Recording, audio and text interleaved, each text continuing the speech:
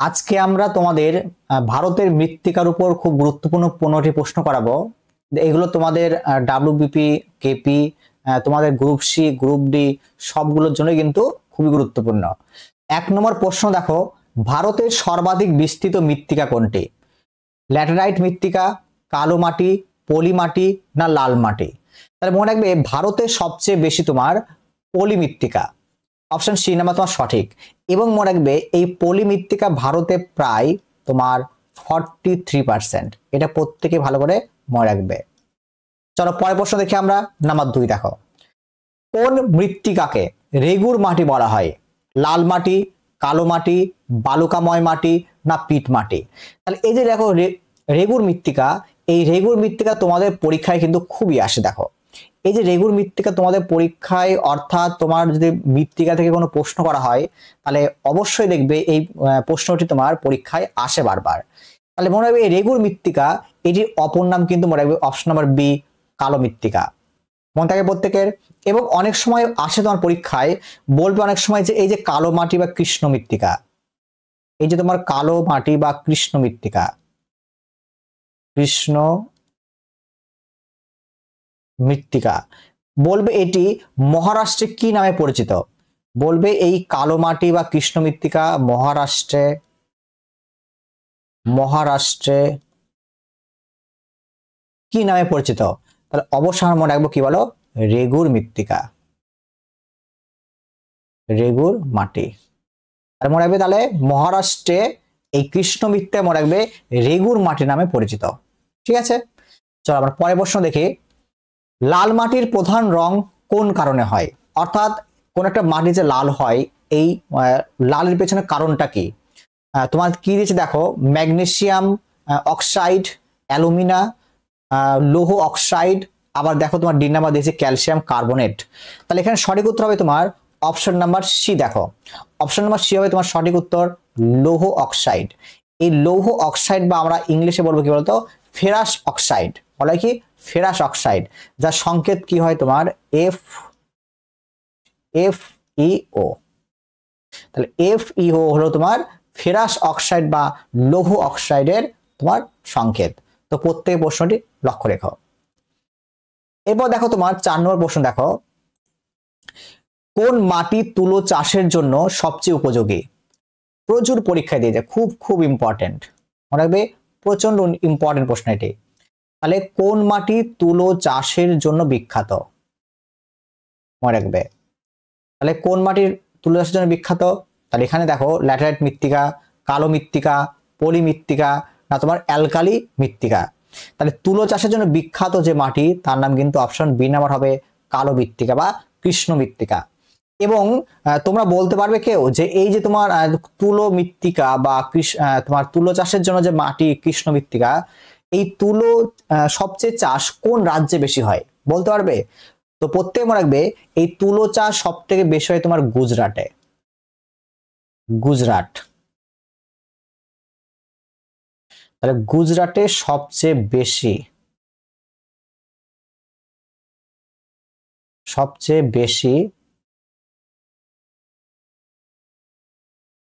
হয়। তাহলে সবচেয়ে বেশি তোমার তুলো চাষ হয় কিন্তু গুজরাটে। ঠিক আছে, চলো পরের প্রশ্ন দেখি আমরা। নাম্বার 5 দেখি আমরা। ল্যাটেরাইট মৃত্তিকা কোথায় বেশি গঠিত হয়?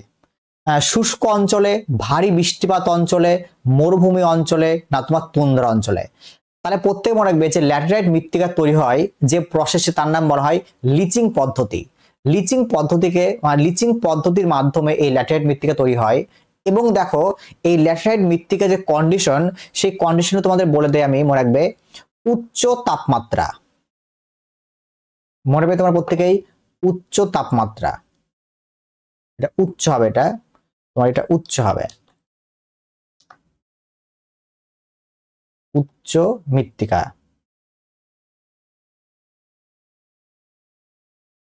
এটা তোমার হবে উচ্চ মৃত্তিকা।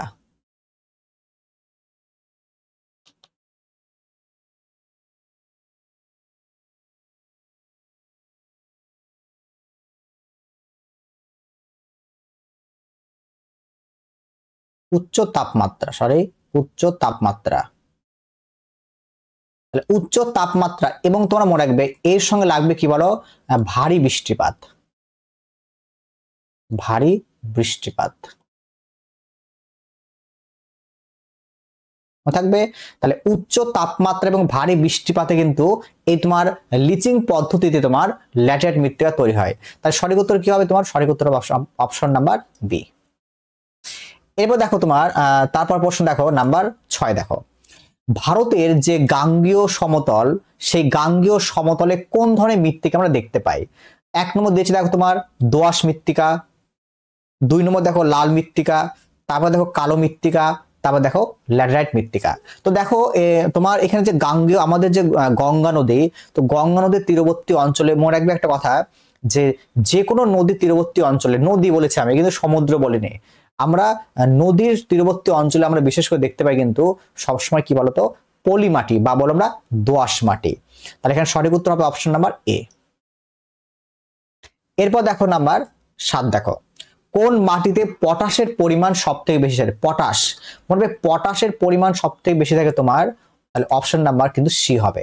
পলি মাটিতে আমরা সবচেয়ে বেশি পটাশ দেখতে পাই। আমরা পলি মাটি বা অ্যালুভিয়াল মৃত্তিকায় সবচেয়ে বেশি আমরা পটাশ দেখতে পাই, লক্ষ্য রাখবে প্রত্যেকে এটা।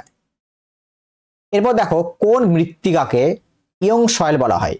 ইয়ং সয়েল মানে কি বলতো, যে মৃত্তিকাটি তোমার খুব মানে নতুন, মানে খুব দ্রুত, মানে কিছুদিন পূর্বে তৈরি হয় বা খুব রিসেন্ট তৈরি হয়, মানে বলতো প্রত্যেক বছর তৈরি হয়, বা আমরা বলবো নদীর বন্যার ফলে তৈরি হয়। অর্থাৎ যেখানে যে সমস্ত অঞ্চলে তোমার নদী প্রবাহিত হয় বা বন্যা হয় সে সমস্ত অঞ্চলে কিন্তু এই ইয়ং সয়েল বা নতুন মৃত্তিকা তৈরি হয়। তো এটি অবশ্যই কিন্তু উত্তরে তোমার অপশন নাম্বার বি হবে, পলি মৃত্তিকা। এটা হবে কিন্তু তোমার অপশন নাম্বার বি, পলি মৃত্তিকা, লক্ষ্য রাখবে প্রত্যেকেই। এরপর দেখো পিট মাটিতে কোন উপাদান বেশি থাকে? পিট মাটি, তাহলে এই যে পিট মাটি, এই পিট মাটিতে সবথেকে বেশি থাকে মনে রাখবে জৈব পদার্থ। তাহলে পিট মাটি, এই পিট মাটিতে আমরা সবচেয়ে বেশি পাবো জৈব পদার্থ। ঠিক আছে, মনে রাখবে প্রত্যেক এটা। এবার দেখো পরের প্রশ্ন দেখো 10 নম্বর দেখো, দিয়েছে দেখো মরুভূমির মাটি কোন রাজ্যে সবচেয়ে আমরা বেশি দেখতে পাই? এটা অবশ্যই তোমরা প্রত্যেকে পারবে, কি বলো, মরু মাটি। তাহলে মরু মাটি আমরা দেখতে পাই বিশেষ করে কোথায়? রাজস্থানে। তাহলে অপশন নাম্বার বি তোমার সঠিক উত্তর। এবং এটাও মনে রাখবে তাহলে প্রত্যেকেই যে এই মরুভূমির মধ্য দিয়ে একটি নদী প্রবাহিত হয়, তার নাম কি? তার নাম মনে রাখবে লুনি নদী। তার নাম লুনি নদী। ঠিক আছে, এবং এখানে একটি হ্রদ আছে, বলতে হবে হ্রদটির নাম কি? এখানে যে হ্রদটা আছে সম্বর হ্রদ। তাহলে মরুভূমি বা রাজস্থানে একটি হ্রদ আছে, তার নাম সম্বর হ্রদ। সম্বর হ্রদ। ওকে, আচ্ছা আর কি এখানে প্রশ্ন হতে পারে? তোর লক্ষ্য রাখবে তুমি এই 2 প্রশ্ন মনে রাখবে। ওকে, এবং যে মরুভূমির নামটি কি? থর মরুভূমি। তো মনে রাখতে পারো তুমি এই মরুভূমিটির নাম কি? প্রত্যেকে জানবে এটা, থর মরুভূমি। থর মরুভূমি। ঠিক আছে, চলো পরের প্রশ্ন দেখি আমরা, নাম্বার 12 নম্বর দেখি, 11 নম্বর দেখি আমরা, কোন মাটি চা চাষের জন্য সব থেকে উপযোগী? চা চাষ, তাহলে চা চাষের জন্য উপযোগী কোন মাটি? লাল মাটি, ল্যাটেরাইট মাটি, পলি মাটি, না অম্লীয় হালকা দোআঁশ মাটি? মনে রাখবে চা চাষের জন্য সব থেকে উপযোগী হয় যে অপশন ডি নাম্বার, মনে রাখবে যে অম্লীয় মাটি বা আম্লিক মাটিতে, কিন্তু সবচেয়ে ভালো চা চাষ হয়। এবং চাষের প্রধান রাজ্য কোনটি? অবশ্যই কিন্তু আসাম। তাহলে প্রধান রাজ্য হিসাবে তোমার আসাম মনে থাকবে। এবং যদি আমাদের পশ্চিমবঙ্গে বলে যে আমাদের পশ্চিমবঙ্গের কোন জেলা চা চাষের জন্য বিখ্যাত, তাহলে আমরা বলবো দার্জিলিং। আমরা বলবো কিন্তু দার্জিলিং মনে থাকবে। তাহলে পশ্চিমবঙ্গের জন্য দার্জিলিং, আর আমাদের যদি ওভারঅল রাজ্য আমাদের দেশ বলে তাহলে আমরা মনে রাখবো এটি আসাম। এবার দেখো পরের প্রশ্ন দেখো, ল্যাটেরাইট মাটিতে কোন ফসল সবচেয়ে ভালো হয়? ল্যাটেরাইট মাটি, তাহলে দেখো এই যে ল্যাটেরাইট মাটি, ল্যাটেরাইট, দেখো এই যে ল্যাটেরাইট মাটি, এখানে সবচেয়ে ভালো তোমার ফসল চাষ হয় কফি, সবচেয়ে ভালো চাষ হয় কফি কিন্তু। ওকে, এবং কেউ বলতে পারবে যে কফি চাষ সব থেকে বেশি কোন রাজ্যে হয়? তো দেখো কফি চাষ সব থেকে বেশি তোমার হয় কর্ণাটকে। অনেকবার পরীক্ষায় দিয়েছি, লক্ষ্য রাখবে। কর্ণাটক, ঠিক আছে, কর্ণাটক। এবং দেখো আরেকটা তোমরা বলতে পারবে যে কর্ণাটকে কোন ধরনের ফরেস্ট বা গাছ বেশি হয়? মনে হবে চন্দন গাছ, চন্দন গাছ। কর্ণাটকে সব থেকে বেশি হয় তোমার চন্দন গাছ, এটা লক্ষ্য রাখবে, বা স্যাডালউড বলা হয় একে। এরপর দেখো পিট ও জলমগ্ন মাটি প্রধানত কোথায় পাওয়া যায়? পিট ও জলমগ্ন মাটি আমরা দেখতে পাই রাজস্থান, সুন্দরবন, মধ্যপ্রদেশ এবং দাক্ষিণাত্য মালভূমি। তো এখানে তোমার সঠিক উত্তর হবে, মনে রাখবে যে পিট আর জলমগ্ন আমরা অঞ্চল দেখতে পাই একমাত্র এখানে সুন্দরবনে। অপশন নাম্বার বি তোমার সঠিক হবে।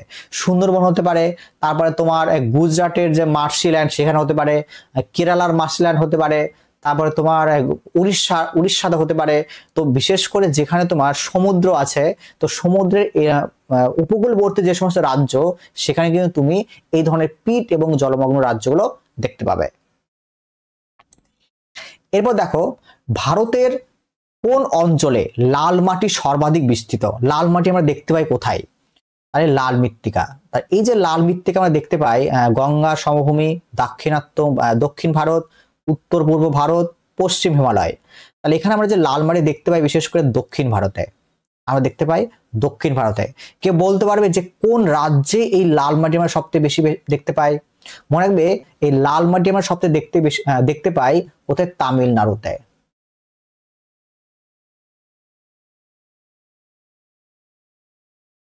আমরা তামিলনাড়ুতে মনে রাখবে সবচেয়ে বেশি আমরা লাল মৃত্তিকা দেখতে পাই। চলো পরের প্রশ্ন দেখো, লাস্ট প্রশ্ন দেখো আজকের। কোন মাটি সবচেয়ে বেশি জল ধারণ ক্ষমতা? অর্থাৎ কোন মাটি সবচেয়ে বেশি জল ধারণ করে রাখতে পারে? তাহলে বালুকাময় মাটি, দোআঁশ মাটি, পলি মাটি না কালো মাটি? তাহলে এখানে কিন্তু সঠিক উত্তর হয় তোমার অবশ্যই অপশন ডি নাম্বার, কৃষ্ণ মৃত্তিকা। মনে রাখবে কৃষ্ণ মৃত্তিকায় বেশি জল ধারণ ক্ষমতা থাকার জন্যই সেখানে কিন্তু কার্পাস, তুলো বা কটনের চাষ হয়। ঠিক আছে, তো তোমাদের যদি ভিডিওটি ভালো লাগে অবশ্যই লাইক করো। আমি চেষ্টা করব ধীরে ধীরে তোমাদের সব সময় অনেক ভিডিও আপলোড করার এবং